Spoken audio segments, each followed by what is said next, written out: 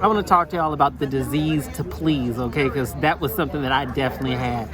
So I grew up knowing what it felt like to be unliked. I remember being a 6-year-old little boy walking into the room and having people look at me.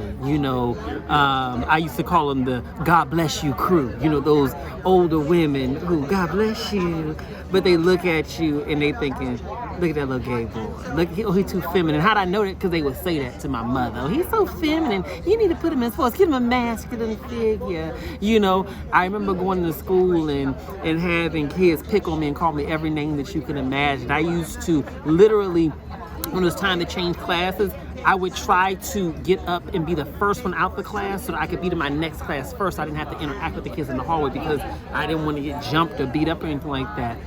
And so for me, I developed the disease to please because of trauma. I always tell people, you're not really nice. No one's always nice all the time.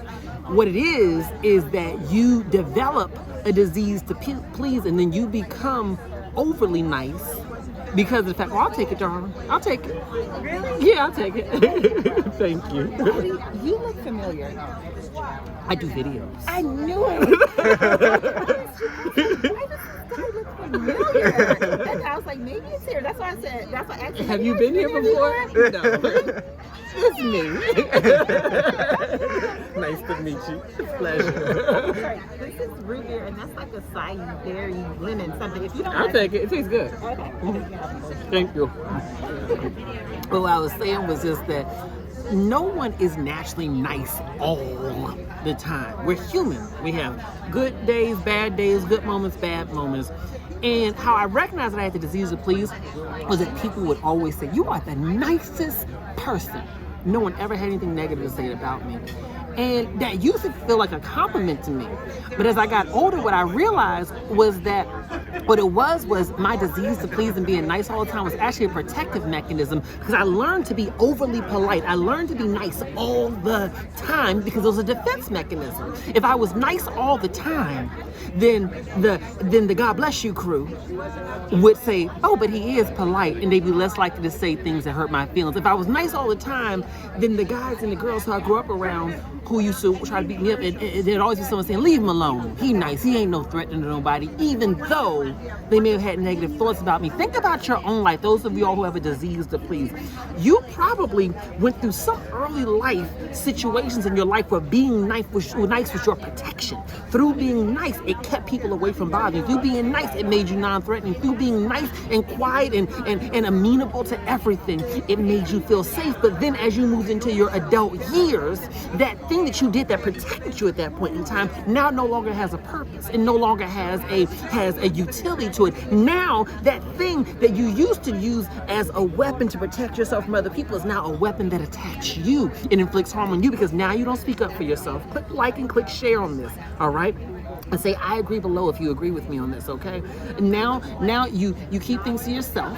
So you now take things that you should be expressing outward, the disappointment you should be expressing outward at other people when they don't do what you want, or when they disappoint you, you express it towards yourself. So now you beat yourself up. Now you tear yourself apart. You literally are at war with yourself all the time. You're nice to everyone else, but you're not nice to yourself. I'm telling you this right now. The disease to please is normally based in unresolved trauma from earlier in life. And until you get to the root of why you are so focused on pleasing other people, you're not going to be able to work through it. And I'll take it even a step further. Until you get to the root of this fact, that you don't have to please everyone to have a happy life. Until you get to the root of that, some of y'all, that is not your wig off. You don't have to please everyone to have a happy life. Until you get to the root of that, you are literally going to be abusing yourself mentally and emotionally, trying to make everyone else happy with you. Meanwhile, you're unhappy. Some of the most unhappy people I know, including myself at that point in my life, are people who have a disease to please. Because our natural human emotions to want to express ourselves when people disappoint us, to be able to want to say no to things, just to want to say no. I don't want to do that. No, I don't want to do that. That's not my best interest. Why would I do that? When we don't do that, inevitably, we end up paying the consequences towards ourselves. We end up having those consequences inflicted towards ourselves, and it makes us very unhappy. That's a part of your anxiety. That's a part of your depression. That's a part of why you keep on getting into relationships where you feel like people are taking advantage of you constantly. Because the reality is that you emit an energy that lets people know that you will do anything to please them, even if it means sacrificing yourself. I'm gonna tell you this right now. To my knowledge, we only got one life to live. Just one life to live.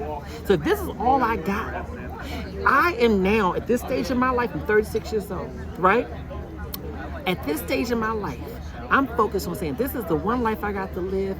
I'm going to live it in a way where I can be authentic to myself and authentic to my feelings, which means being real with myself. That doesn't mean that I'm going to be a jerk, because some people say I'm real, but you're really just being an asshole. That's not what it's about. It's about saying, in this moment, what do I really feel?